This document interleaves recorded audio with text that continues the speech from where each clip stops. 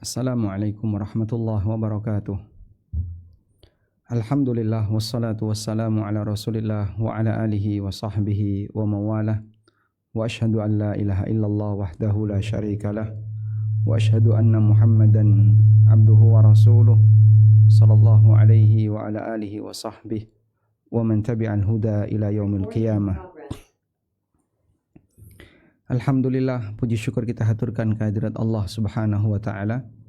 Di kesempatan sore hari ini kita akan belajar tentang bagaimana bisa memaksimalkan waktu ibadah ketika di tanah suci, baik ketika sedang umroh apalagi ketika sedang haji. Dan ini merupakan kajian pengganti untuk yang kemarin, qadarullah, kemarin tepat jam 4 lebih 5 menit listrik di sekitar studio mati, dan kita sudah berusaha untuk mencari masjid, barangkali ada yang bisa dipakai kajian, namun ternyata dari 2 masjid yang beda kecamatan listriknya juga mati. Dan insyaallah di kesempatan kali ini kita akan membaca itu, mudah-mudahan bisa memberikan manfaat bagi saya pribadi dan Bapak Ibu sekalian. Yang pertama yang akan kita baca adalah At-Tarhib fi Tarkil Haji, ancaman bagi orang yang tidak mau berhaji. Ada beberapa hadis yang menyebutkan tentang itu dan berikut keutamaan orang yang mau berhaji. Hadis yang pertama dari Abu Sa'id Al-Khudri radhiyallahu anhu, Nabi SAW pernah bersabda, Yaqulullahu azza wa jalla, Allah Ta'ala berfirman, Inna abdan sahhahtu lahu jismah. Ada hamba yang aku berikan kesehatan jasadnya, wa wasa'tu alaihi fil ma'isha, dan aku berikan kelonggaran dalam segi ekonominya. Tamdi alaihi khamsatu a'wamin la yafid ilayya mahrumun. Namun sudah berlalu selama 5 tahun dan dia tidak berkunjung kepadaku, dalam arti tidak berziarah ke Baitullah. Mahrumun berarti dia adalah orang yang terhalangi untuk mendapatkan kebaikan. Allah sebut orang ini sebagai orang yang terhalangi mendapatkan kebaikan selama 5 tahun tidak haji atau tidak umrah. Padahal Allah berikan kesehatan di jasadnya, Allah berikan kelonggaran ma'isyah pada dirinya.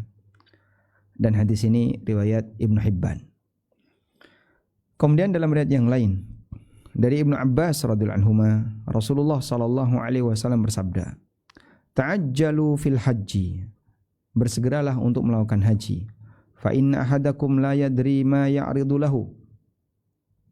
Karena kalian tidak tahu apa yang akan menghalanginya sehingga membuat dia tidak bisa berangkat haji. Maka kalau sudah ada waktunya dan ada kelonggaran rizki, segera berangkat haji. Hadis riwayat Ahmad. Bahkan Umar bin Khattab radhiyallahu anhu pernah menyampaikan sebuah pernyataan yang ini menunjukkan celaan bagi orang yang tidak mau berangkat haji. Kata beliau, "Man ataqal hajja falam yahujja." Siapa yang punya kemampuan haji namun dia tidak mau haji, fasawaun alaihi yahudiyan mata au nasraniyan, maka sama saja dia mau mati Yahudi atau mati Nasrani. Kemudian keutamaan haji yang mabrur. Nabi SAW bersabda, Al-hajjatul mabrur laisa laha jazaa'un illal jannah. Haji yang mabrur tidak ada balasan kecuali surga. Rawahun Nasa'i, hadis riwayat Nasa'i dari Abu Hurairah radhiyallahu anhu. Demikian pula Allah ceritakan tentang doa Al-Khalil Ibrahim. Ketika beliau mendoakan kota Mekah, beliau mengucapkan faj'al af'idatam minan nas tahwi ilaihim. Jadikan hati manusia. Min di sini adalah min litab'id. Jadikan hati sebagian manusia tahwi ilaihim, punya kecenderungan kepada mereka. Qala Ibnu Abbas, kata Ibnu Abbas, tahinnu ilaihim. Tahinnu punya kecenderungan kepada mereka, punya keinginan untuk datang ke kota Mekah. Qala wa arada hubba sukna Makkah, dan yang dimaksud di sini adalah dia senang untuk tinggal di Mekah. Nah, dalam doanya Ibrahim, beliau mengucapkan kalimat faj'al af'idatan minan nas. jadikan hati sebagian manusia.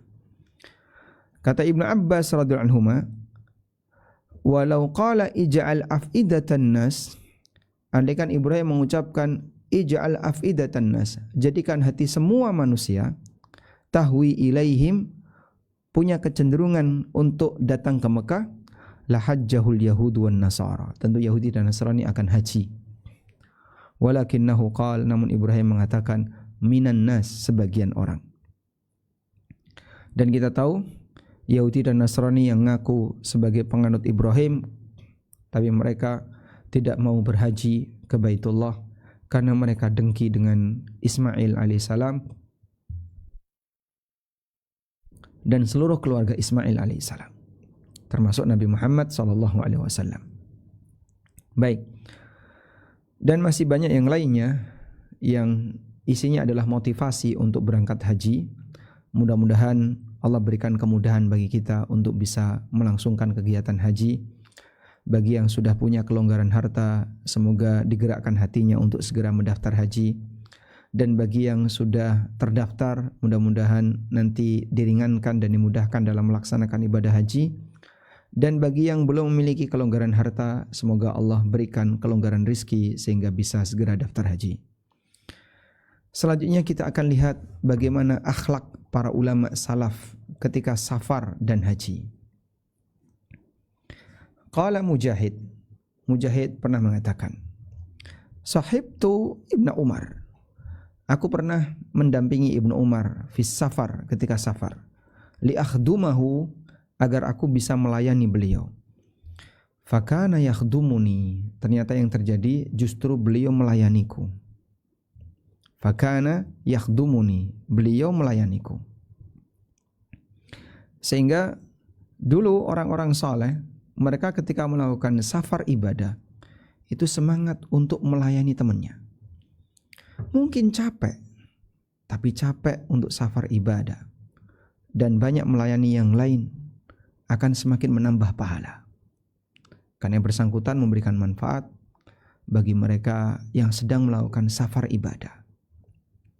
Sehingga Anda ketika safar umroh maupun haji, mungkin semangatnya, aku kan sudah bayar banyak, aku sudah bayar mahal, seharusnya aku dilayani. Memang Anda bayar mahal, dan memang Anda adalah jamaah yang nanti akan mendapatkan pelayanan jasa. Namun ketika itu dijadikan sebagai prinsip untuk jadi orang yang terlalu manja dalam melakukan segala aktivitas, pengen yang enak-enak, pengen dilayani dan seterusnya, ya mohon untuk dipahami bahwa melayani ketika perjalanan dan safar ibadah itu punya nilai tambahan pahala. Ada satu cerita yang disampaikan oleh Dr. Ibrahim Ar-Ruhaili hafizahullah dalam buku beliau Tajridul Ittiba. Dalam buku beliau Tajridul Ittiba, beliau bercerita tentang rombongan jihad. Dalam satu rombongan jihad itu ada orang yang mau bergabung dan dia menyampaikan syarat. Aku mau bergabung dengan kalian dengan syarat aku yang akan melayani kalian. Mereka pun setuju. Akhirnya rombongan ini berangkat. Maka si A yang tadi mengajukan syarat untuk melayani semuanya, dia menjadi orang yang paling sibuk. Menyiapkan air, menyiapkan apalagi perlengkapan sholat, menyiapkan makanan dan seterusnya. Dia jadi orang yang paling sibuk. Sehingga dia melayani teman-temannya. Sampai akhirnya rombongan ini pun tiba di medan jihad. Kemudian terjadilah peperangan kontak senjata antara pasukan kaum muslimin dengan pasukan musuh. Sampai akhirnya orang ini meninggal dunia. Maka selesai perang, rombongan ini mau kembali. Mereka pun mencari si A yang berjasa banyak melayani kawan-kawannya ketika mereka melakukan perjalanan jihad. Akhirnya ditemukan jasadnya si A. Dan Masya Allah, yang menakjubkan, saat jasadnya si A itu ditemukan, tertulis di tangannya sebuah tulisan di balik kulit, kalimatnya min ahlil jannah. penduduk surga. Jasadnya ada di bumi. Orangnya telah meninggal mati syahid. Dan di tangannya tertulis min ahlil jannah. Ya enggak mungkin itu tulisan pena yang dibuat oleh orang. Karena dia di balik kulit. Sehingga Allah Subhanahu wa taala tunjukkan terkadang seseorang dijamin oleh Allah Subhanahu wa taala masuk surga dan ditampakkan kepada orang lain. Kemudian kita lihat cerita berikut ini. Wa kana Abdullah bin Mubarak. Abdullah bin Mubarak pernah memberikan makan kepada teman-temannya ketika safar dengan aneka makanan yang lezat. Wa huwa shaim, sementara beliau sendiri puasa.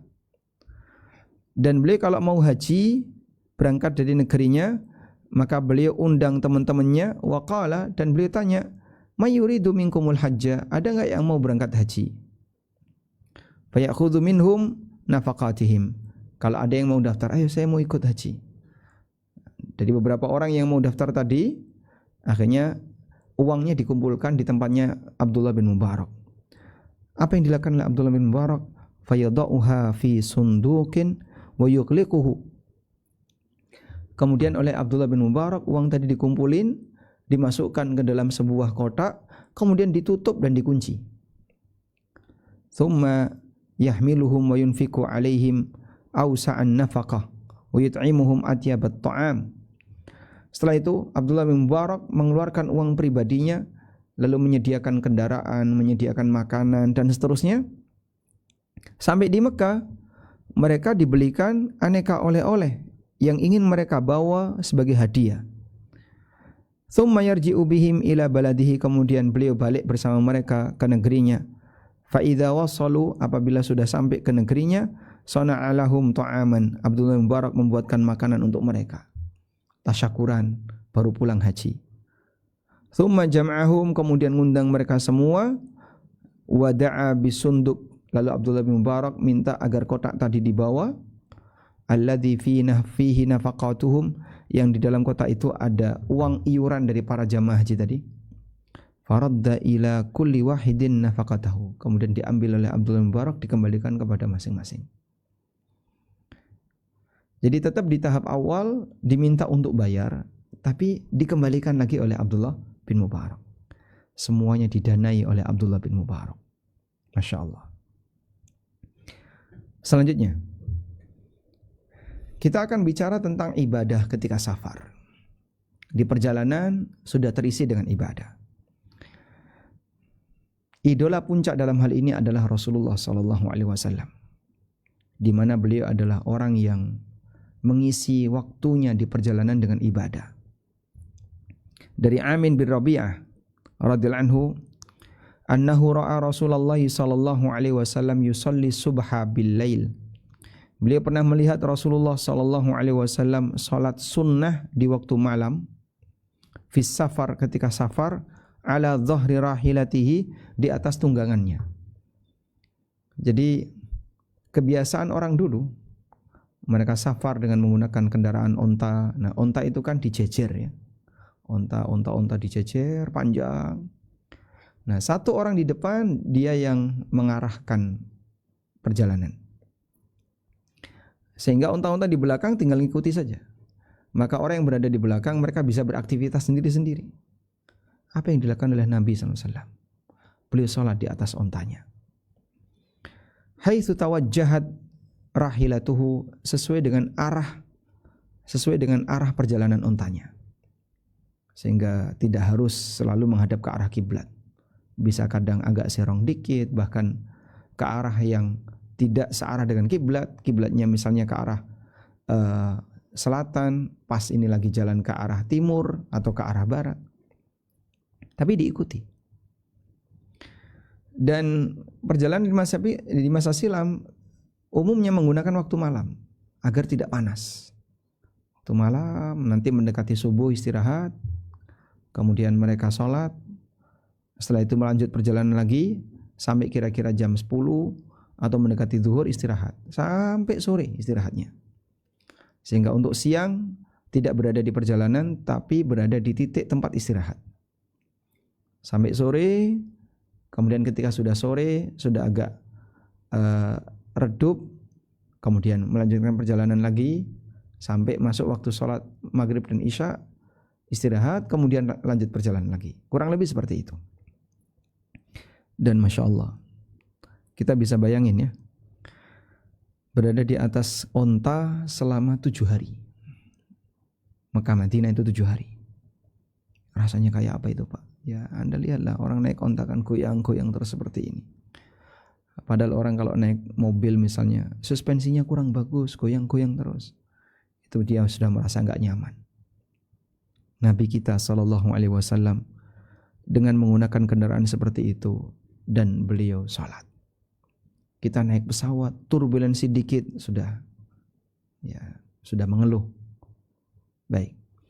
Waqala Ibnu Umar radhiyallahu anhuma, Ibnu Umar juga pernah menceritakan bahwa Rasulullah SAW yusabbihu ala rahilah. Beliau salat sunnah di atas kendaraannya, qibala ayyi wajhin tawajjaha, sesuai dengan arah kendaraannya, wa yutiru 'alaiha, dan beliau berwitir di atas tunggangan, ghaira annahu la yusalli 'alaiha al-maktubah, hanya saja Nabi sallallahu alaihi wasallam tidak salat wajib. Nabi sallallahu alaihi wasallam tidak salat wajib di atas kendaraan. Jadi beliau kalau salat wajib di bumi, di tanah. Muttafaqun alaih. Wa kana Muhammad bin Wasi', dan dulu seorang ulama namanya Muhammad bin Wasi' salat fi tariqi Makkah lailahu ajma' fi mahmalihi.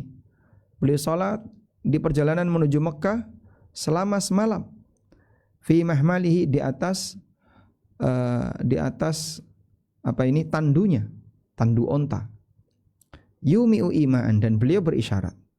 Wa ya'muru hadihi ayyarfa'a sauta khalfa, dan beliau nyuruh yang nuntun onta atau yang mengarahkan tunggangan untuk mengeraskan suaranya, hatta yusghilu anhun nas bisima'i sautil hadi, sehingga orang jadi disibukkan dengan suara yang nuntun onta ini, fala yutafattan lahu, sehingga mereka enggak tahu kalau Muhammad bin Wasi' sedang salat. Masya Allah. Sehingga untuk merahasiakan salatnya sampai beliau nyuruh orang lain, kamu keraskan suaramu. Ya, mungkin ngomong apa ya, atau apa, teriak-teriak gesah onta, teriak-teriak mengendalikan onta dengan suara keras. Baik. Mudah-mudahan kita bisa niru seperti ini. Anda bisa lihat ya, perjalanan 9 jam di atas pesawat. 9 jam di atas pesawat. Kalau cuma nganggur, sayang. Tidur Pak, silahkan. Tapi Anda, saya yakin juga nggak bakalan bisa tidur sepanjang 9 jam. Maka manfaatkan untuk hal yang bermanfaat. Gunakan untuk hal yang bermanfaat. Membaca buku, baca Quran, sholat salah satunya. Terus di mana sholatnya Pak? Di kursi. Dan musafir diperbolehkan untuk sholat di atas kendaraan sambil duduk. Untuk sholat sunnah bebas. Kalau sholat wajib boleh dia sholat di mana? Di tempat musola kalau ada. Kalau enggak ada, tunggu sampai tiba di tujuan. Anda bisa sholat di tujuan. Kalau enggak memungkinkan, ya sholat di atas. Agar waktu ini tidak kosong. Nah, yang sia-sia adalah ketika ada pemicunya, yaitu suka nonton, menikmati film dan seterusnya. Sungguh sangat disayangkan. Berikutnya, peringatan dari para ulama salaf dari praktek riya dan bangga dengan ibadahnya di hadapan orang lain. Nabi SAW telah memberikan peringatan, man amila amalan, siapa yang melakukan amalan, asyraka fihi ma'iya ghairi, di mana Allah berfirman, siapa yang beramal dan dia berbuat syirik ketika beramal, maksudnya riya, taraktuhu wa syirkah, maka aku tinggalkan dia dan sekutunya. Dia riak kepada siapa? Riak kepada si A, riak kepada si B. Aku tinggalkan dia dan sekutunya. Karena itulah ketika ada orang yang berkata kepada Ibnu Umar radhiyallahu anhu, ma aktsaral hajj, Ibnu Umar didatangi oleh seseorang. Lalu orang ini melihat, Masya Allah, banyak sekali orang yang berhaji. Banyak sekali orang yang berhaji. Qala, kata Ibnu Umar, ma aqalluhum. Yang haji sebenarnya itu sedikit. Karena mungkin ikhlasnya terbatas. Ini di zaman Ibnu Umar radhiyallahu anhu. Apalagi di zaman sekarang. Wa qala Shuraih al-Qadhi. Shuraih al-Qadhi mengatakan, al-haju qalilun war-rukbanu katsirun. Orang yang haji sebenarnya itu sedikit. Rombongan yang banyak. Rombongan yang datang ke sini banyak. Betapa banyak orang yang melakukan amal baik, walakinna ma aqallal ladzina yuriduna wajha. Tapi yang ikhlas mengharapkan wajah Allah itu sedikit. Yang beribadah banyak, tapi yang ikhlas sedikit. Ini peringatan yang disampaikan oleh para ulama. Dan Al-Qadhi Shuraih ini hidup di zaman Ali bin Abi Thalib. Beliau tabi'in. Baik. Semoga ini menjadi peringatan keras bagi kita berkaitan dengan masalah beribadah untuk mencari status sosial. Itu semuanya tidak ada gunanya, terutama terkait ibadah haji. Sudah? Selesai kita di bagian pertama berkaitan dengan masalah apa yang harus kita siapkan, hati kita yang harus kita siapkan terkait ibadah haji. Berikutnya kita akan menuju kegiatan ihram. Anda saya ajak untuk berpindah dari ke ruangan sebelah, kita akan memasuki ruangan yang berbicara tentang ihram.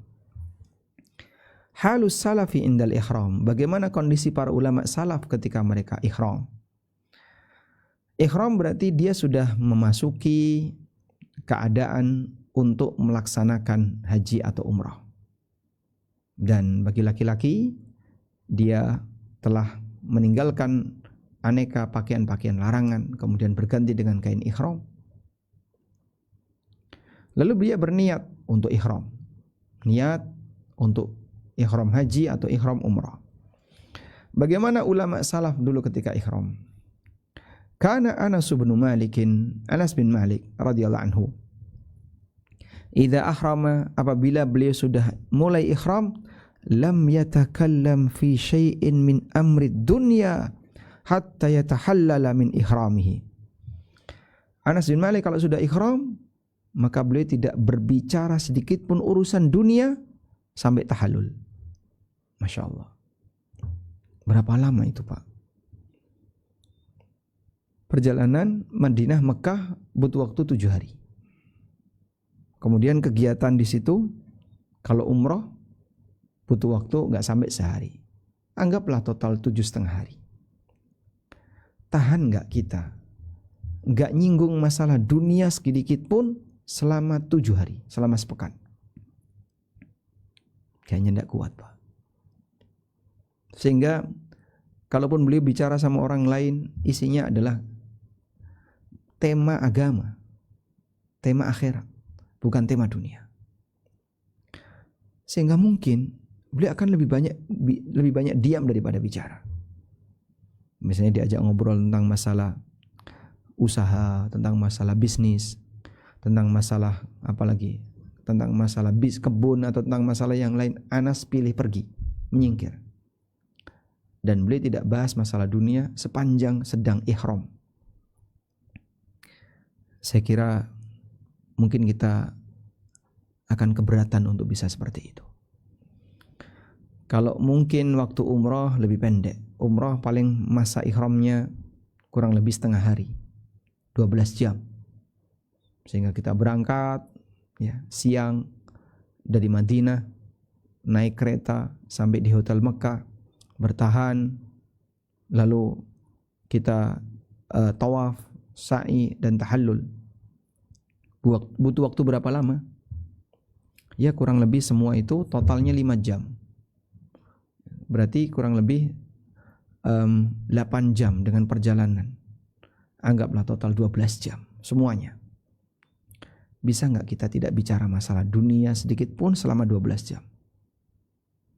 Sering bocor, mungkin banyak gagal.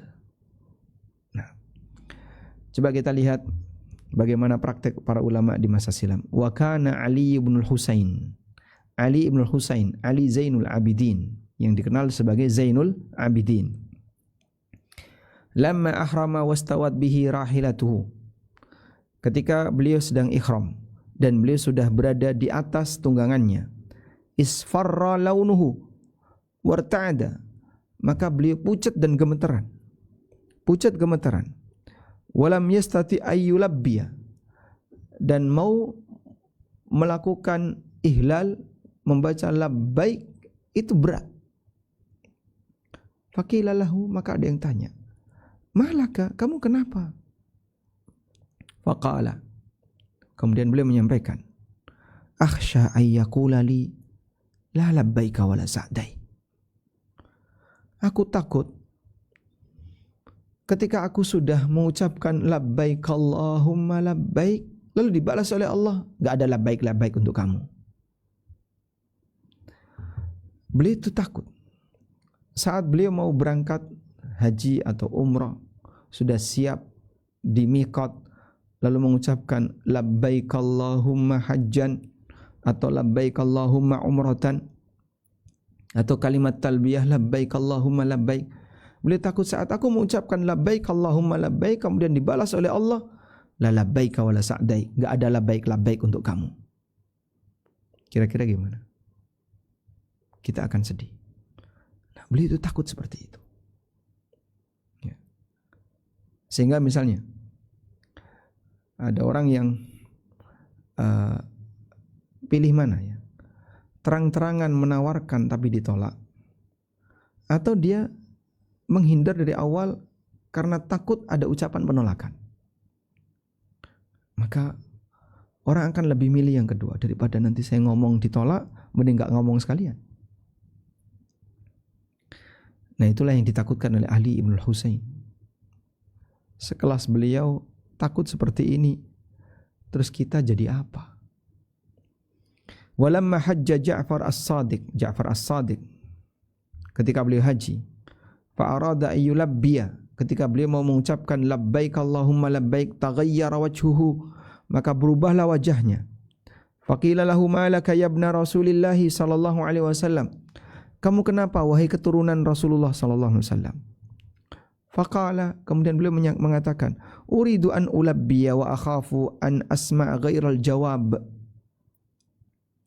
Aku ingin mengucapkan talbiyah, tapi aku takut jangan-jangan aku mendengar yang bukan jawabannya. Labbaik Allahumma labbaik, aku sambut panggilanmu ya Allah, aku sambut panggilanmu, tapi dijawab dengan yang bukan jawabannya. Beliau takut seperti itu. Mungkin karena terlalu banyak kekurangan, sisi-sisi kekurangan. Masya Allah. Wa kana Syuraihun rahimahullah, dan Al-Qadhi Syuraih rahimahullah, idza ahrama ka'annahu hayyatun samma, apabila beliau sudah berihram, maka beliau seperti ular yang banyak, ular yang berhenti, min kathratis sumt wa ta'ammul wal itraq lillahi azza wa jalla, karena saking banyaknya beliau itu diam. Jadi Anda lihat, ular itu kan diam saja, seperti ular budek, diam saja. Binatang yang gerakannya enggak begitu banyak kan, salah satunya ular. Dia kalau sudah melingkar, sudah diam saja. Paling ketika bergerak ya, paling bergerak sedikit, terus diam lagi. Syuraih seperti itu. Saking banyaknya beliau diam, wa ta'ammul, dan banyak merenung, wal itraq ilallah azza wa jalla, dan banyak berdoa kepada Allah Ta'ala.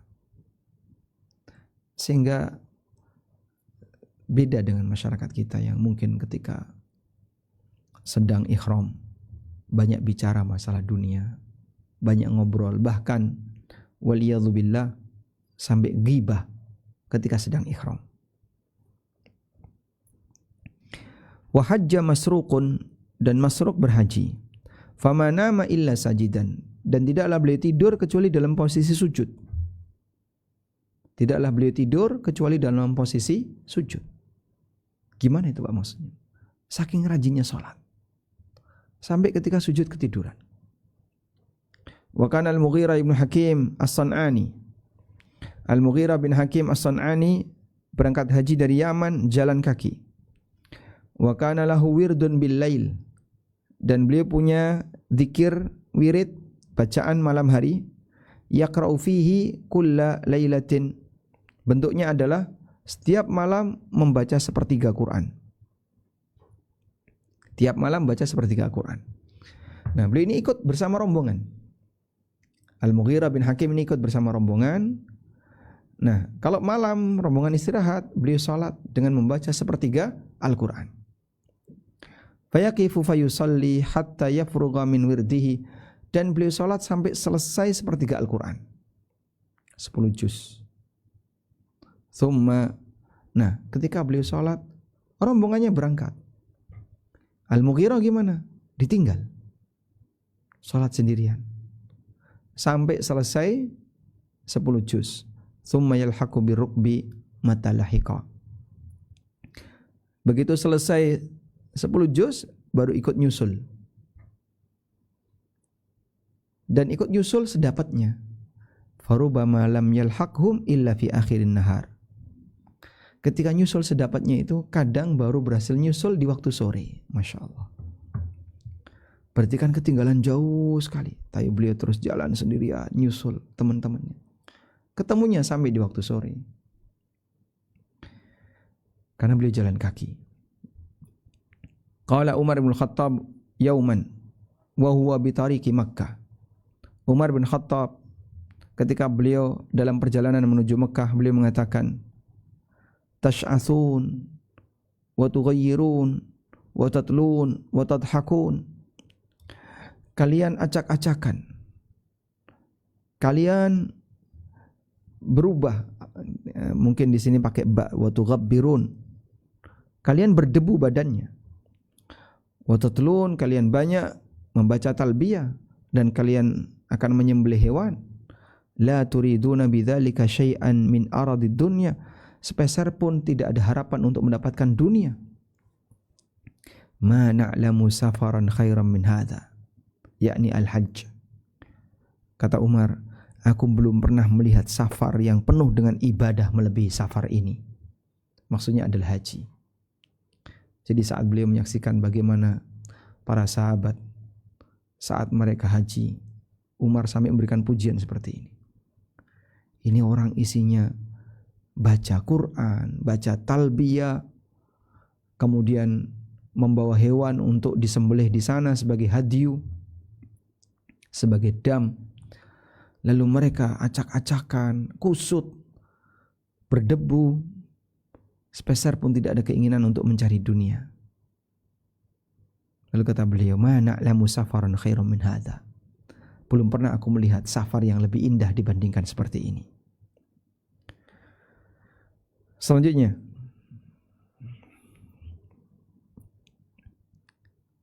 ra'a ba'dus salihin al-hajj fi waqti khurujihim.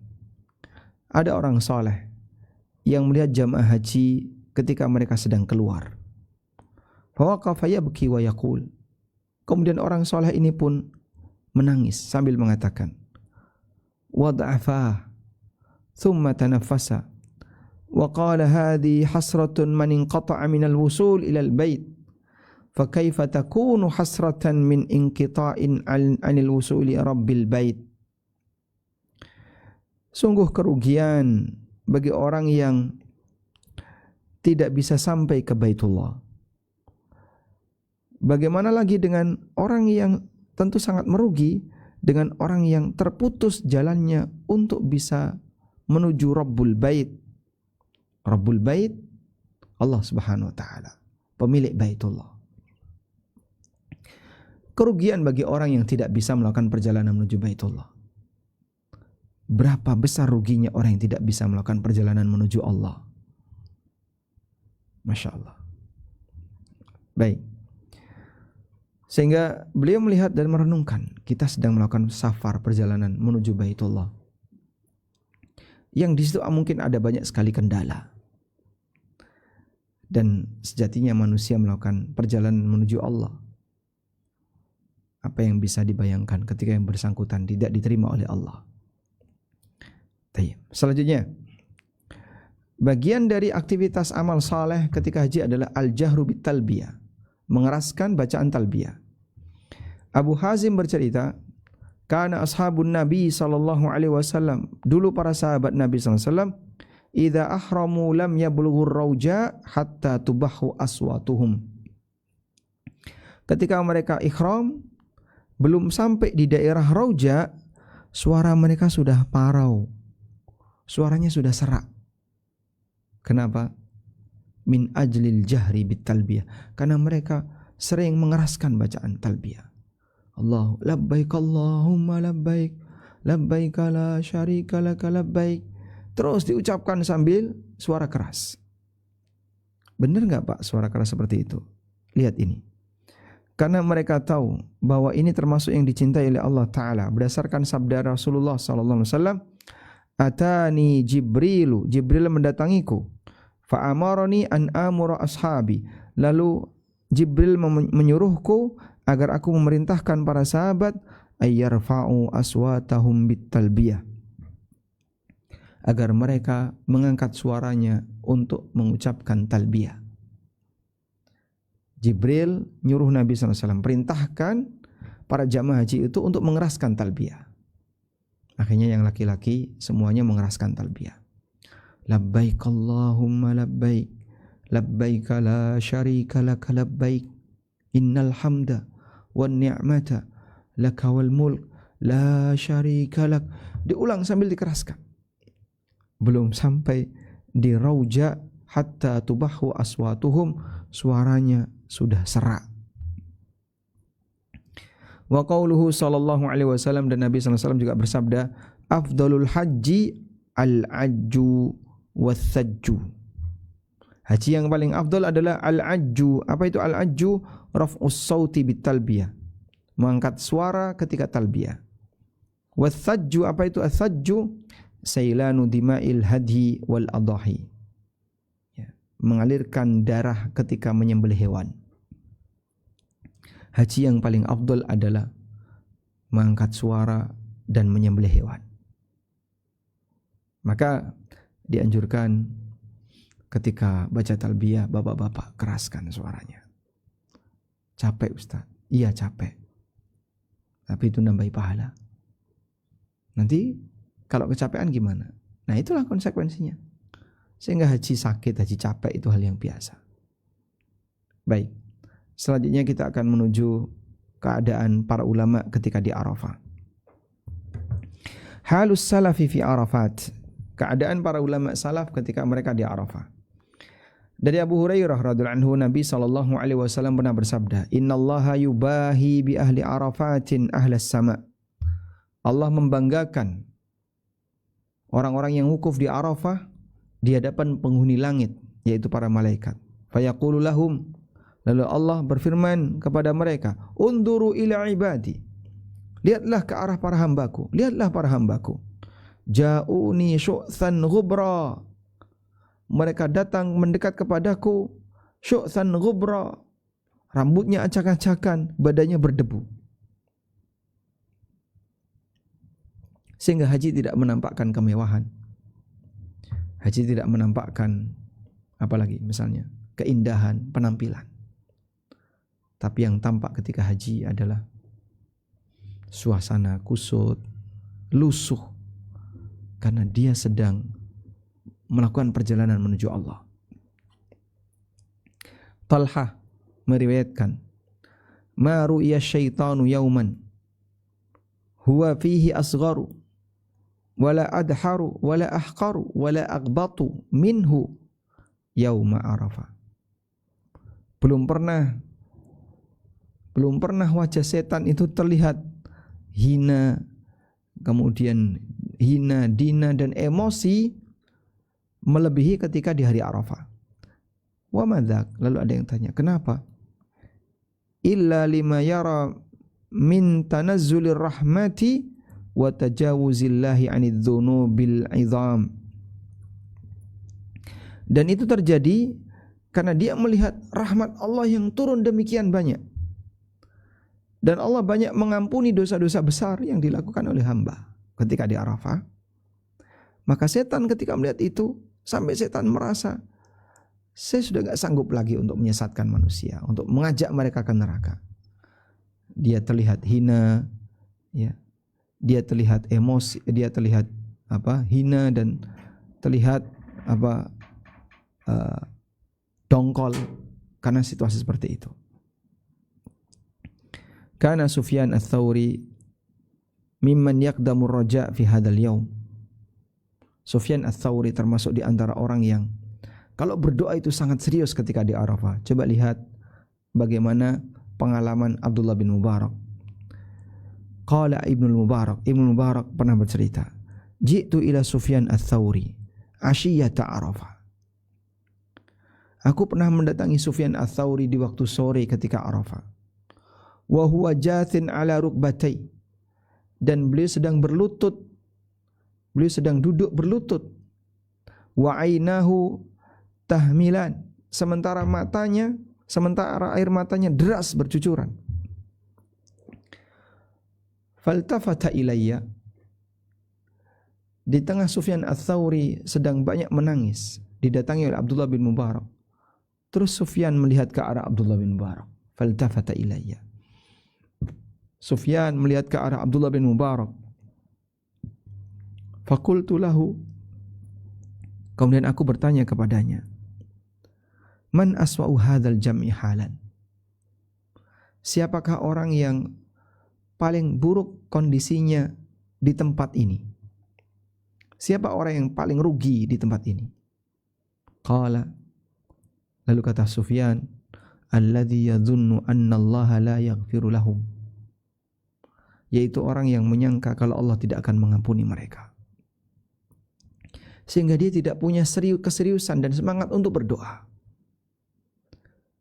Karena dia merasa, percuma saja saya berdoa, percuma saya saja minta ampun, paling juga kayak gitu doang. Akhirnya karena dia punya persangkaan seperti itu, jadi dia malas untuk melakukan ibadah. Alladzi yadhunnu anna Allah la yaghfiru lahum, dia menyangka kalau Allah tidak mengampuninya. Masya Allah. Padahal kondisinya berbeda. Kaum muslimin ketika di Arafah banyak yang tidur dan berdoa paling sebentar. Kemudian bahkan yang menyedihkan, kumpul ngerokok. Masya Allah, kumpul ngerokok. Saya melihat beberapa jamaah haji Indonesia kumpul-kumpul ngerokok. Memang di situ ada banyak kursi-kursi yang orang boleh duduk-duduk di situ sambil makan mie instan, sambil ngopi, ngerokok. La haula wala quwata illa billah. Qala al-Auza'i, kata al-Auza'i, adraktu aqwaman kanu yukhabbi'una al-hajat liyaumi Arafah liyas'alullaha biha. Kata al-Auza'i, beliau tabi'in, aku ketemu dengan sekelompok orang yang mereka sengaja menyimpan aneka doa untuk diutarakan besok di hari Arafah. Liyas'alullaha biha, agar mereka minta kepada Allah saat itu. Masya Allah. Apa enggak serius sekali? Sampai persiapannya itu dari rumah. Kira-kira nanti di Arafah aku mau minta apa? Saya enggak minta sekarang, nanti baru akan saya minta besok di Arafah. Dan itu bukan cuma 1-2 orang. Kata Al-Auza'i, adraktu aqwaman, aku bertemu dengan beberapa orang. Wa ruwiya an Al-Fudail, dan diriwayatkan dari Al-Fudail bahwa beliau ketika hari Arafah mendengar tangisan banyak orang. Ashiyata Arafah, ketika Arafah. Faqala,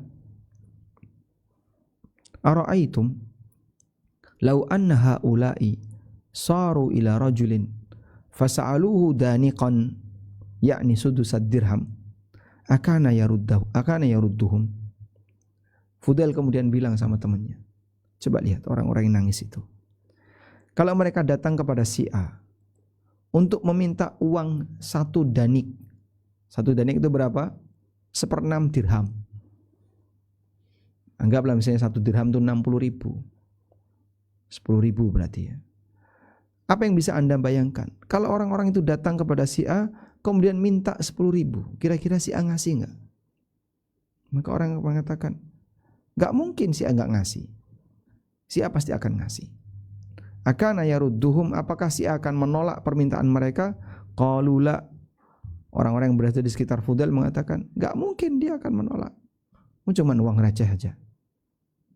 Qala, kata Fudail, wallahi lal maghfiratu indallah ahwanu min ijabati rajulin lahum bidanikin.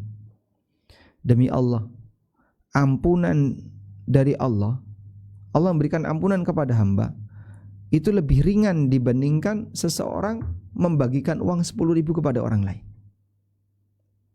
Maksudnya apa? Allah enggak pelit untuk ngasih ampunan kepada hambanya. Orang ketika ngasih uang kepada orang lain 10.000, dia mungkin masih kepikiran. Maka Al-Fudaili mengatakan, Allah tidak pelit untuk mengampuni siapapun yang Allah hendak ampuni, lebih ringan dibandingkan ketika seseorang ngasih uang 10.000 kepada orang lain. Nah, dan ini menggambarkan betapa maha pemurahnya Allah Subhanahu wa taala yang seharusnya memberikan peluang bagi hamba untuk banyak mohon ampun kepada Allah. Selanjutnya, Mutarrif dan Bakr, dua-duanya adalah putra Abdullah bin Sikhir. Beliau pernah wukuf. Faqala Mutarrif, kemudian Mutarrif berdoa kepada Allah. Coba lihat bagaimana doanya Mutarrif, seorang ulama tabi'in, bapaknya sahabat Abdullah bin Sikhir. Mutarrif berdoa, Allahumma la tarudda ahlal mauqif min ajli. Ya Allah, jangan kau tolak doanya orang yang sedang wukuf disebabkan karena aku. Maksudnya gimana? Mutarrif takut, aku datang dengan penuh dosa. Kemudian aku berada di tempat ini di Arafah untuk wukuf bersama dengan orang-orang wukuf yang lainnya, dan semuanya berdoa kepada Allah. Lalu Mutarrif berdoa, ya Allah, jangan kau tolak doa mereka disebabkan karena aku. Maksud Mutarrif, aku takut jangan-jangan Allah benci kepada aku, saking bencinya sampai semua orang di sekitarku doanya ditolak gara-gara aku. Masya Allah. Kalimat ini diucapkan oleh seorang ulama tabi'in. Wa qala Bakr, sementara Bakr saudaranya Mutarrif mengatakan, ma asyrafuhu min maqamin wa arjahu li ahlihi laula anni fihim. Kata Bakr, tempat ini adalah tempat yang paling mulia, tempat yang paling diharapkan oleh banyak orang. Andaikan aku tidak ada di sana, gara-gara aku ada di situ, maka tempat ini jadi hilang kemuliaannya. Kan aku orang yang banyak berbuat dosa. Sampai seperti itu kepikiran yang muncul dalam diri Bakr dan diri Mutarrif bin Abdullah bin Sikhir. Wa kana Abu Ubaidah Al-Khawas, Abu Ubaidah Al-Khawas mengatakan ketika sedang wukuf, wa syauqah ila man yarani wa la arahu, sungguh rindu kepada zat yang melihatku sementara aku tidak bisa melihatnya. Wa kana ba'dama kabir, setelah beliau berusia tua, ya'khudhu bi lihyatihi wa yaqul, kemudian beliau memegang jenggotnya sambil mengatakan, ya Rabbi qad kabirtu fa'tikni, ya Allah, aku sudah tua, maka bebaskan aku dari neraka. Megang jenggotnya sambil mengatakan, ya Allah, aku sudah tua, bebaskan aku dari neraka. Dan itu ketika wukuf. Baik, sekarang kita menuju bagaimana praktek para ulama saat mereka tawaf. Qala Abdul Majid bin Abi Rawad, Abdul Majid bin Abdul Rawad mengatakan, kanu yatufuna bil baiti khashi'in adz-dzakirin ka'anna ala ru'usihim at-tayra waqa'a yastabinu liman ra'ahum annahum fi nusukin wa ibadah. Dulu para ulama masa silam mereka tawaf di Ka'bah itu khusyuk dan penuh dengan zikir. seolah-olah di kepala mereka ada burung. Sehingga orang yang melihat mereka pasti tahu, oh, dia sedang tawaf. Dia sedang ibadah. Dia sedang menjalankan ibadah A, ibadah B. Saking khusyuknya ketika salat atau ketika tawaf. Jadi tawaf sambil berdoa, membaca Quran atau baca apapun, khusyuk. Wa kana Tawus rahimahullah mimman yura fihi dzalikan na'at. Dan Tawus di antara ulama tabi'in yang kondisinya semacam ini. Kemudian ketika tawaf dianjurkan untuk ghaddul basar. Ibnul Jauzi rahimahullah mengatakan, "I'lam anna ghaddal basari 'anil harami wajibun." Sadarilah bahwasanya menundukkan pandangan dari yang haram itu hukumnya wajib. Walakum jalbu itlaqihi min afatin wa khususan fi zamanil ihram. Dan ketika orang itu membiarkan pandangannya, maka dia akan mendapatkan banyak sekali afa, banyak sekali kekurangan, terutama ketika sedang ihram.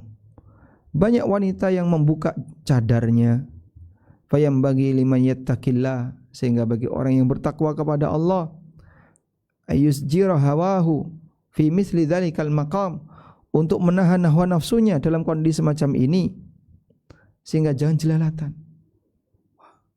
Yang selama ini cadaran, pas sedang tawaf, sa'i, enggak pakai cadar, diperhatikan. Ta'dhiman lil maqsud, dalam rangka memuliakan tujuan. Waqad fasada khuluqun katsirun bitlaqi absarihim hunalika. Dan banyak orang yang berdosa menyimpang disebabkan karena dia membebaskan pandangannya di tempat seperti itu. Jadi pandangannya enggak dikontrol. Masya Allah. Walhamdulillahirabbil alamin. Demikian pengantar yang bisa kita berikan. Mudah-mudahan ngasih semangat kepada kita untuk bisa lebih memaknai perjalanan haji maupun umrah yang kita laksanakan, agar kita bisa mendulang predikat sebagai haji yang mabrur. Walaupun misalnya jika kita bandingkan dengan kondisi para ulama di masa silam, bagaimana cara mereka beribadah, mungkin enggak ada apa-apanya. Mari kita berusaha sebisanya. Wassallallahu ala nabiyyina Muhammadin wa ala alihi wa sahbihi wa sallam. Wa akhiru da'wana alhamdulillahi rabbil alamin. Nah. Baik, kami kembalikan ke moderator. Baik, Ustaz. Syukran wa jazakumullah khairan katsiran ya Ustazuna. Telah kita dengar bagaimana keadaan-keadaan orang salaf, orang terdahulu dari zaman Rasul dan sahabat dalam berhaji. Masya Allah. Nafa'allahu bi'ilmihi fid dunya wal akhirah. Amin wa lakum bimithlin. Alhamdulillah telah sampai kita pada sesi tanya jawab untuk waktu 30 menit terakhir ini. Maka kami persilahkan kepada jamaah bagi yang ingin bertanya bisa menuliskan pertanyaannya pada kolom diskusi atau chat WA admin yang sudah kami taruh di kolom chat Zoom. Kita akan utamakan pertanyaan yang sesuai dengan tema, yaitu haji dan umroh.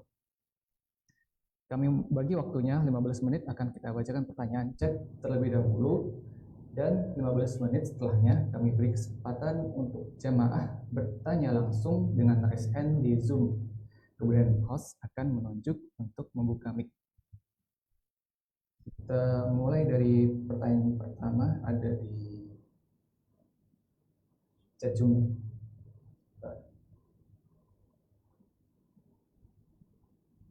Bismillah.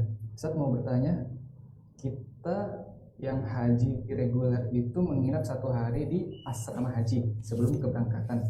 Pada saat di asrama itu sholatnya di qasar atau normal saja, Ustaz? Alhamdulillah wassalatu wassalamu ala Rasulillah. Saat haji reguler, Bapak Ibu berada di asrama haji, apakah sholatnya boleh diqasar? Tergantung posisi asrama. Kalau posisi asrama Anda masih satu kota dengan Anda, maka tentu saja tidak berlaku status sebagai orang yang safar. Karena itu belum diizinkan untuk jamak qashar. Kecuali kalau asrama hajinya di luar kota. Misalnya orang Jogja itu asrama hajinya di Solo, embarkasi Solo. Kemudian dari berbagai tempat di Jawa Timur asrama hajinya di Surabaya. Saya nggak tahu kalau orang Banten misalnya asrama hajinya ada di mana. Ya. Jadi sepanjang dia safar berada di asrama haji luar kota dia, maka insya Allah dia boleh jamak qashar. Tapi kalau dia belum safar, dia belum boleh jamak qashar, sehingga dia sholat seperti normal biasa, tepat waktu, dan 4 rakaat tidak boleh diqashar. Wallahu a'lam. Masya Allah, baik. Syukran Ustaz. Untuk pertanyaan kedua, Ustaz, Assalamualaikum. Waalaikumsalam. Apa hukumnya haji dengan visa dakhili, di mana kita membuat iqomah Arab Saudi dengan tujuan supaya bisa berhaji, meskipun kita tidak bekerja atau tinggal di Saudi. Syukran. Berkaitan dengan haji menggunakan visa dakhili, sehingga menggunakan iqomah, padahal dia bukan residen yang tinggal di Saudi, bukan permanen residen yang tinggal di Saudi, bukan pembantu di situ, tidak bekerja di situ. Yang sebenarnya visa ini adalah untuk para karyawan, para pekerja TKI atau TKW yang ada di Saudi. Kemarin ada sebagian teman yang cerita dengan menggunakan visa itu tertulis ya, sebagai pengembala kambing, ada yang sebagai misalnya babysitter, ada yang sebagai ini. Tapi mereka tidak melaksanakan itu semuanya, dan memang niatnya bukan untuk itu. Niatnya datang bukan untuk kerja. Bahkan mereka adalah orang-orang kaya, bos-bos yang di tanah air dia punya banyak penghasilan, sumber pendapatan. Namun dia ketika di sana menggunakan visa sebagai TKI atau TKW.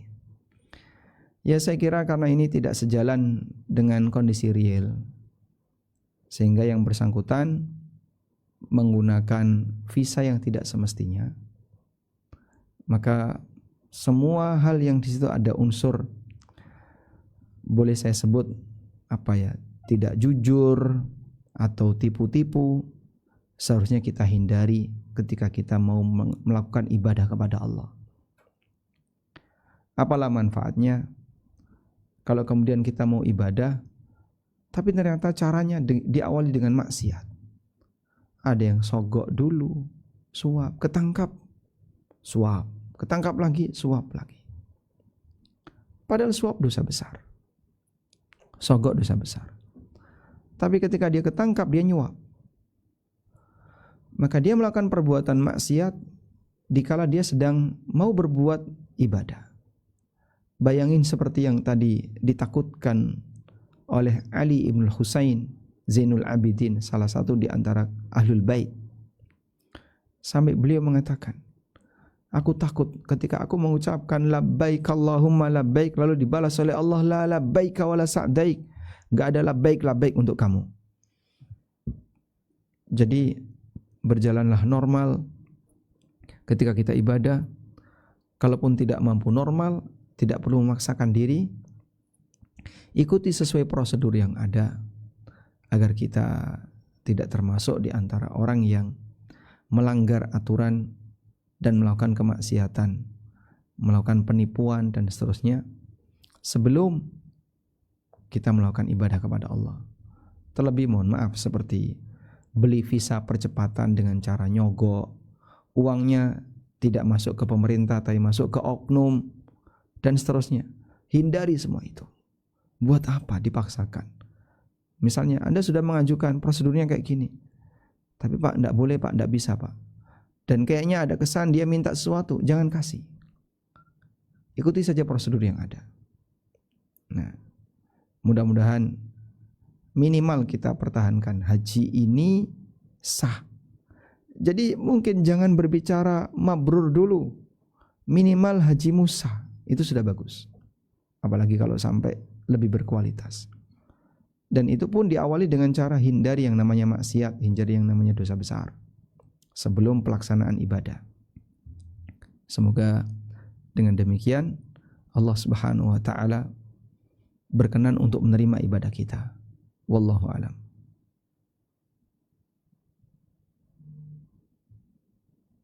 Baik, syukran Ustaz. Lanjut ke pertanyaan berikutnya. Assalamualaikum Ustaz, semoga selalu mendapat perlindungan Allah Subhanahu wa taala. Izin bertanya Ustaz. Amin. Waalaikumsalam. Ketika kita di Arafah, apakah selain berdoa untuk urusan akhirat, bolehkah berdoa untuk urusan dunia juga? Jazakallahu khairan Ustaz. Barakallahu. Waalaikumsalam warahmatullahi barakallahu fiik. Apakah di Arafah kita boleh minta dunia? Kalau berdoa minta apapun silahkan. Berdoa itu ibadah. Apapun isi permintaannya. Ngobrol urusan dunia itu beda dengan doa minta dunia. Ngobrol urusan dunia, Anda bicara dengan orang lain urusan dunia. Anda telepon dengan orang lain dalam urusan dunia dan seterusnya. Itu ngobrol urusan dunia. Tapi kalau doa beda lagi. Kalau doa silakan perbanyak doa, isi doanya bebas. Termasuk minta kepada Allah Subhanahu wa taala urusan dunia boleh Pak? Boleh. Karena dalam masalah doa orang boleh minta apapun selama tidak berisi maksiat. Maka silakan berdoa sebanyak-banyaknya walaupun dalam doa itu kita minta dunia kepada Allah Subhanahu wa taala. Baik di Arafah ketika sujud maupun di tempat yang lainnya. Wallahu alam. Baik, syukran Ustaz. Lanjut ke pertanyaan berikutnya. Bismillah. Terkadang mungkin kita ingin banyak ibadah saat haji seperti yang dilakukan para salaf. Namun terkadang ada kekhawatiran, kecapekan sehingga drop di saat kegiatan inti. Adakah tips bagi yang tidak terbiasa banyak beribadah? Barakallahu fikum. Baik, Anda bisa mengukur diri. Sehingga masing-masing orang bisa tahu kondisi dirinya. Ibadah intinya tanggal 8, 9, 10. Anda bisa maksimalkan ibadah inti ini. Ibadah sebelumnya sekiranya itu beresiko ganggu ibadah inti, berarti jangan terlalu berlebihan. Sehingga misalnya ibadah sebelumnya apa Pak? Jangan bolak-balik umroh. Mungkin Anda akan kecapean.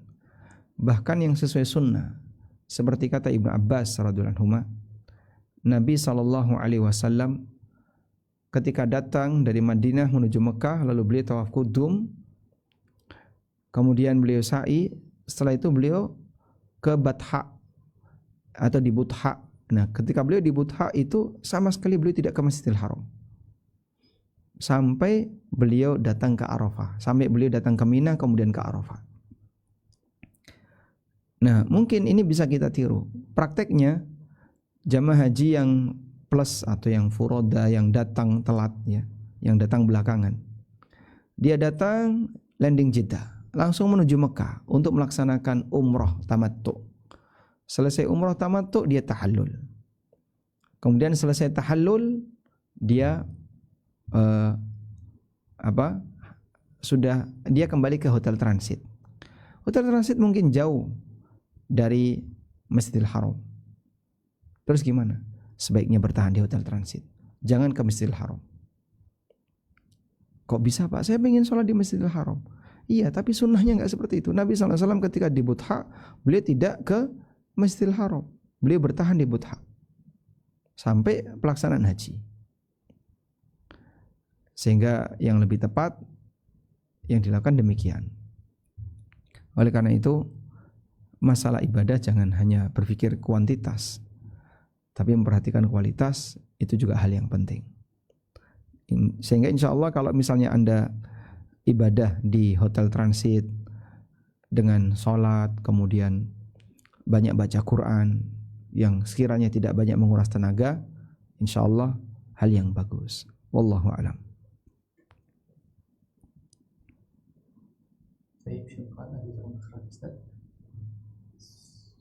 Pertanyaan berikutnya.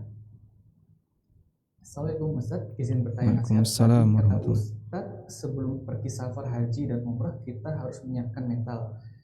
Bagaimana cara menggembleng mental pasangan yang ingin sekali umrah mandiri namun pribadinya emosian? Dan kalau ngomong nyengok-nyengok ya Ustaz. qadarullah saya selalu mendoakan, namun sepertinya masih 70% suka kambuh. Jazakallahu khairan. Nyingok-nyingok itu apa?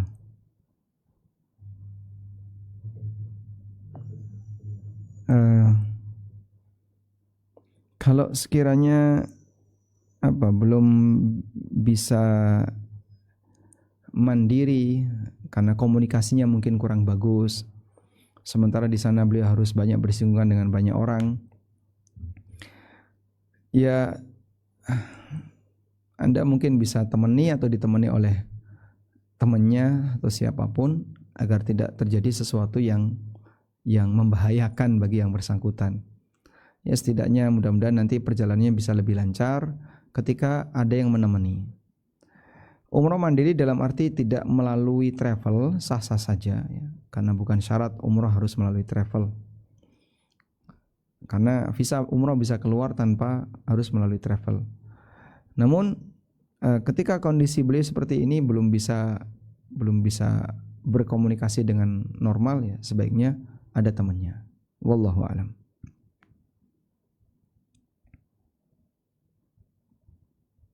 Baik, syukran Ustaz. Pertanyaan berikutnya, insya Allah kami akan berangkat haji tahun ini. Apakah boleh kami mengirimkan makanan kepada tetangga-tetangga sekalian berpamitan karena kami akan bersafar haji?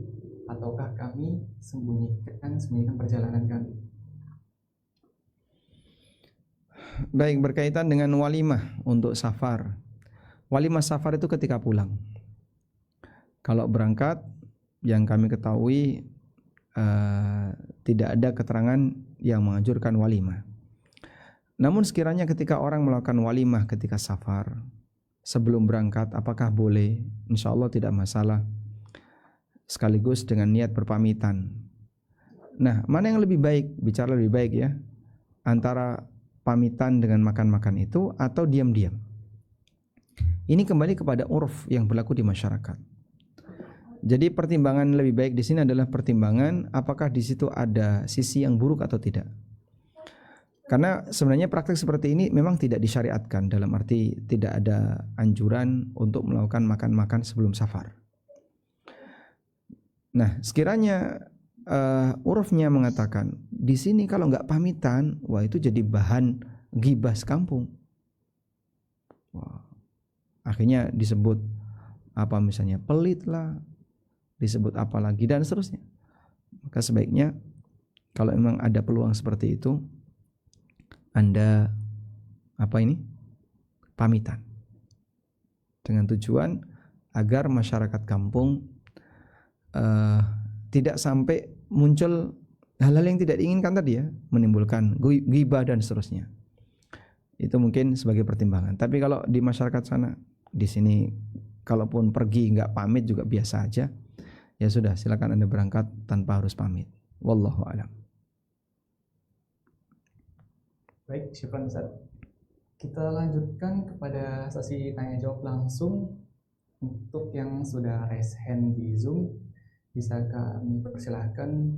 Kita mulai dari Sania BS Pagar 7.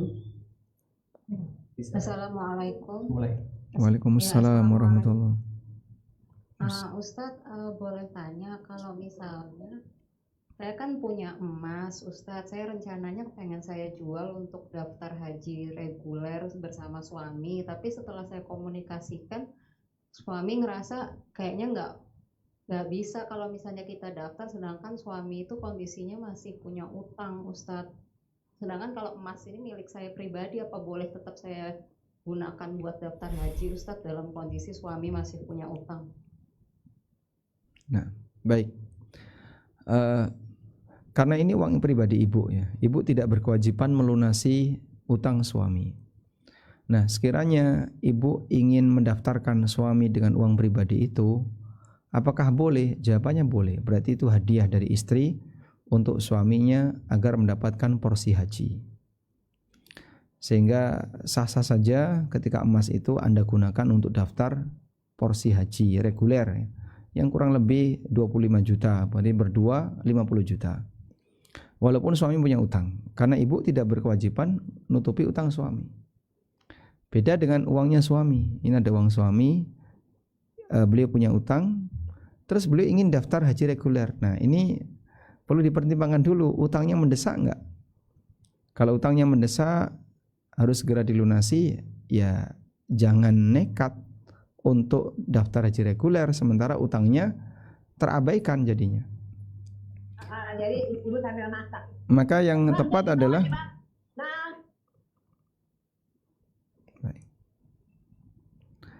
sehingga yang tepat dalam hal ini adalah Anda atau suami bayar utang dulu.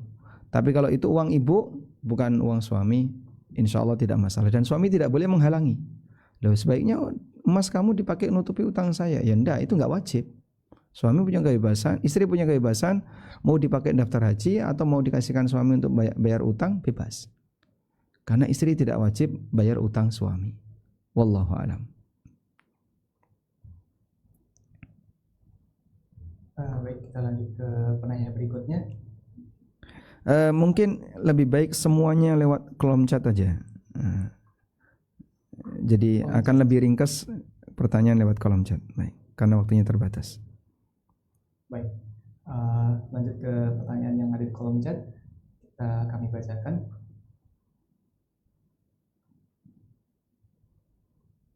Assalamualaikum Ustaz, mohon penjelasan setelah kita melafazkan niat dan haji ada salah satu larangan seperti memakai wangi-wangi. Bagaimana kalau kita memakai kosmetik yang diproduksi khusus buat umroh atau haji yang tidak mengandung aroma wangi-wangian? Apakah kita diperbolehkan kalau kita memakainya? Baik, untuk semua benda yang tidak beraroma ya, diperbolehkan untuk dipakai ketika ihram. Termasuk diantaranya adalah kita memakai benda apapun yang tidak beraroma. Misalnya minum air, aromanya aroma air. Kemudian makanan yang kita konsumsi, aroma makanan, dan itu tidak masuk wangian.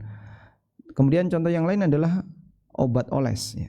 Baik minyak kayu putih, kemudian apalagi misalnya minyak telon dan seterusnya. Intinya selama itu bukan parfum boleh. Tapi kalau ada unsur parfum, contohnya fresh care misalnya, yang di situ ini bisa berfungsi ganda. Dia sebagai pelega tenggorokan dan juga sebagai parfum aromatik, aromaterapi. Berarti yang kayak gini tidak boleh dipakai. Jadi Anda bedakan itu ya. Saya kira untuk minyak kayu putih tidak masalah. Kemudian balsam itu juga nggak masalah, karena balsam itu bukan parfum. Sehingga orang sehat tidak akan bau balsam. Orang sakit yang bau balsam. Nah yang kayak gini boleh dipakai. Kalau Anda bisa menggunakan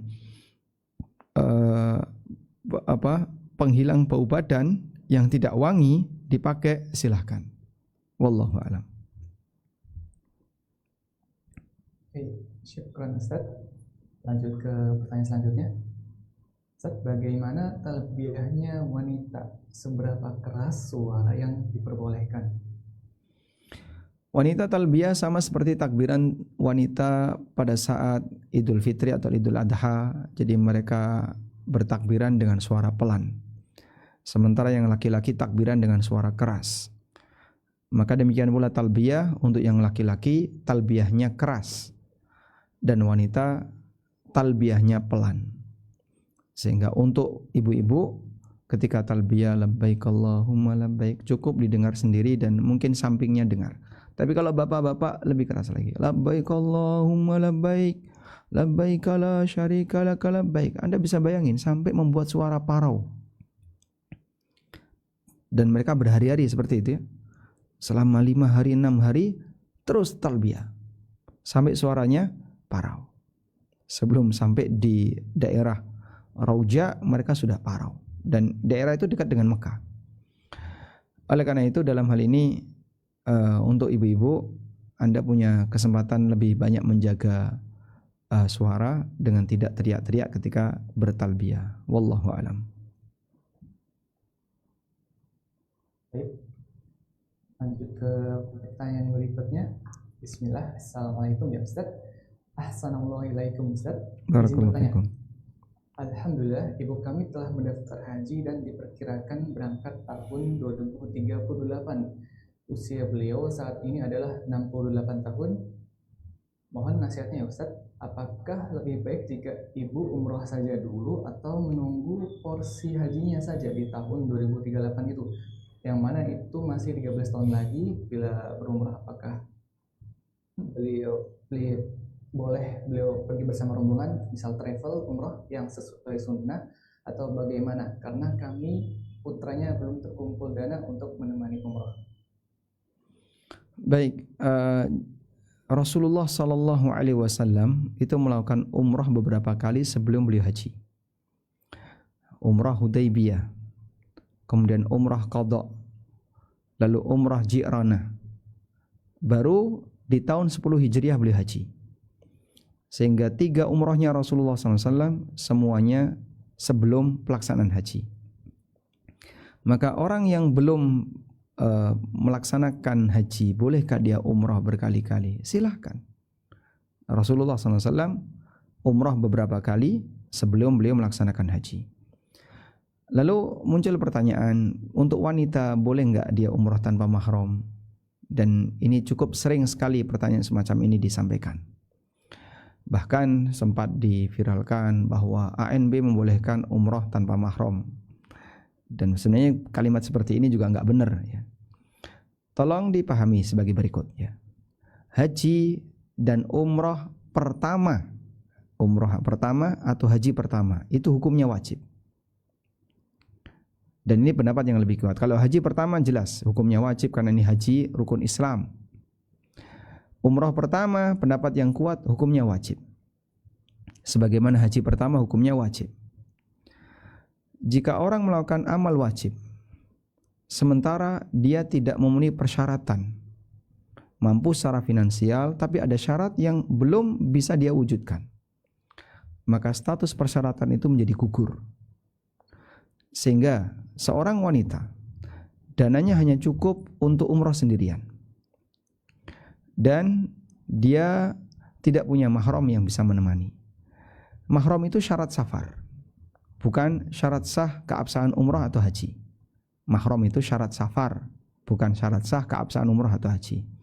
Dia umrah atau haji harus safar. Dan dia tidak punya mahram sendirian. Apakah seperti ini diperbolehkan? Berarti dia mau melakukan kewajiban tapi tidak memenuhi syarat. Karena nggak sanggup mewujudkan itu. Nah, bagian inilah yang ditoleransi oleh Syekhul Islam Ibnu Taimiyah.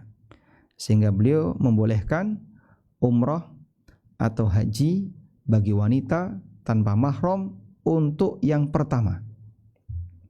Ada catat untuk yang pertama. Lebih dari itu, yang kedua, ketiga dan seterusnya itu kan sunnah. Nah, kalau Anda melakukan ibadah sunnah tapi berkonsekuensi harus melanggar larangan, yaitu safar tanpa mahram, ya tidak kita rekomendasikan, jangan dilakukan. Loh, kenapa? Karena yang kedua ini sunnah. Dan para ummahatul mukminin dalam hal ini memang beda pendapat.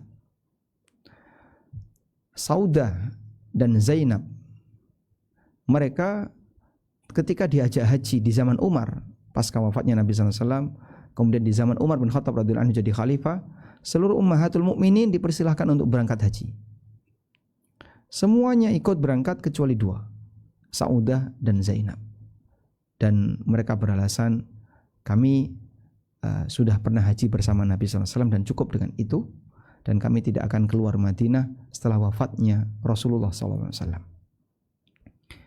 Sehingga ada yang berpendapat seperti Aisyah radhiyallahu anha, Hafsah dan beberapa ummahatul mukminin yang lainnya boleh bersama dengan rombongan. Sementara Zainab dan Saudah itu tidak berangkat.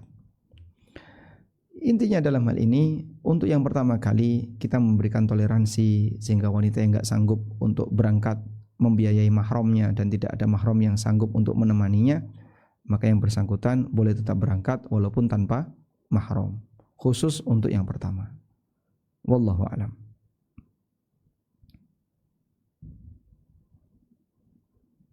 Baik, syukur Ustaz. Terakhir, untuk pertanyaan terakhir, sebelum ditutupnya kajian pada sore hari ini,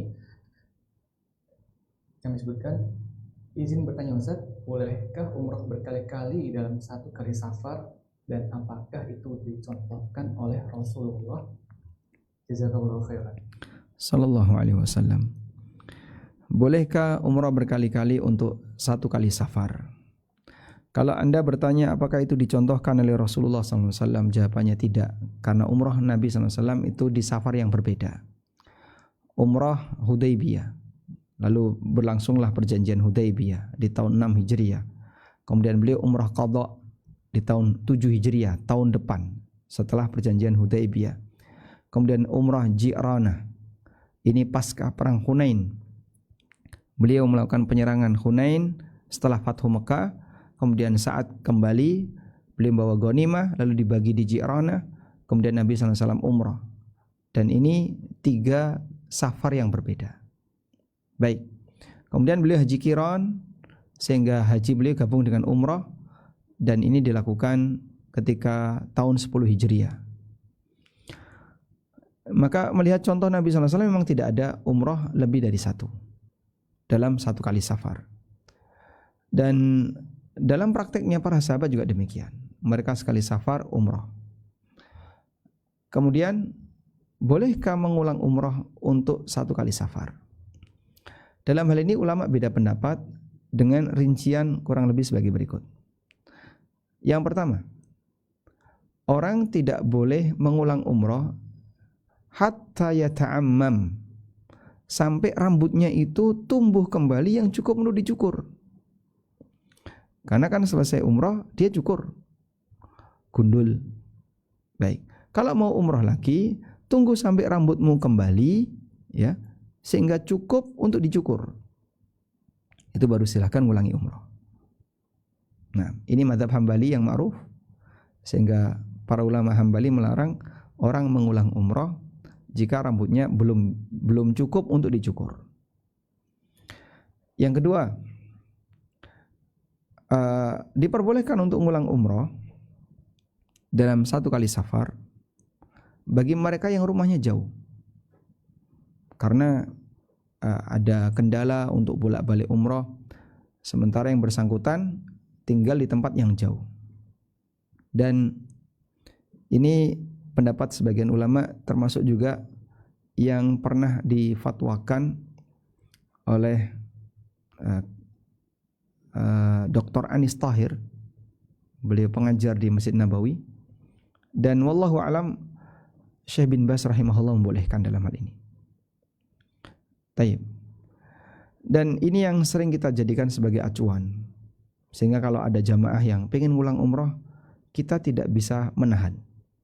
Ya, kalau mau ngulang silahkan, karena dalam hal ini masih di rentang ranah khilaf, sehingga kalau yang bersangkutan ngulang, maka kami sebagai penyelenggara umrah di ANB Umrah, kami tidak punya hak untuk melarang itu, silahkan. Namun fasilitas yang diberikan oleh pelayanan ini hanya sekali, ya, lebih dari itu nanti ditanggung oleh masing-masing pribadi. Wallahu a'lam. Baik. Baik. Alhamdulillah. Syukron jazilan ya Ustadzuna atas semua ilmu, semua jawaban yang sudah antum berikan. Tamat bihamdillah. Alhamdulillah. Sebelum kita tutup kajian kita pada sore hari ini, ana infokan untuk ikuti terus kajian serial Haji Umroh dari grup Spirit Baitullah dengan pantau terus info terbaru kami di Instagram kami Spirit of Baitullah yang sudah saya share di kolom chat Zoom. Baik, kami akhiri kajian pada sore hari ini. Apabila ada kesalahan dalam penyelenggaraan, kami mohon maaf. Syukran wa barakallahu fikum atas kehadirannya kepada para jamaah dan Ustadz Amin Ubaid. Hafizahullah. Mari kita tutup majlis kita dengan doa kafaratul majlis. Subhanallah wa bihamdika asyhadu an la ilaha illa anta astaghfiruka wa atubu ilaik. Moderator pamit undur diri. Wassalamualaikum warahmatullahi wabarakatuh. Waalaikumsalam warahmatullahi wabarakatuh.